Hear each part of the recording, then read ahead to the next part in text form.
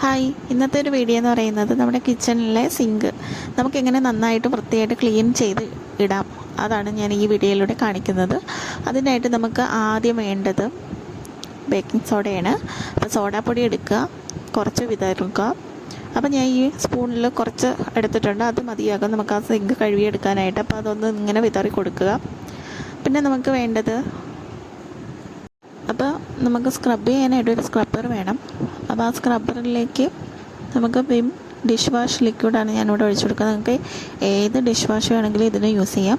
എന്നിട്ട് നന്നായിട്ടൊന്ന് സ്ക്രബ് ചെയ്ത് കൊടുക്കുക. അപ്പോൾ എല്ലാ വശത്തും നമുക്ക് നന്നായിട്ട് തേച്ച് കൊടുക്കുമ്പോഴത്തേക്ക് അതിൽ പറ്റിച്ചേർന്നിരിക്കുന്ന ഒരു വിധത്തിലുള്ള അഴുക്കുകളെല്ലാം നമുക്ക് ഇതിലൂടെ തേച്ച് കളയാൻ പറ്റും. അതിനുശേഷം നന്നായിട്ട് വെള്ളം ഒഴിച്ച് ക്ലീൻ ചെയ്തെടുക്കുക. എന്നിട്ട് ഒരു ടവൽ ഉപയോഗിച്ച് നമുക്ക് സിങ്ക് നന്നായിട്ടൊന്ന് തുടച്ചു കൊടുക്കാം. അപ്പോൾ വെറ്റ് ആയിരിക്കുന്നത് നമുക്ക് മാറിക്കിട്ടും. അപ്പോൾ ഈ വീഡിയോ എല്ലാവർക്കും ഇഷ്ടപ്പെട്ടെന്ന് വിചാരിക്കുന്നു. Thank you.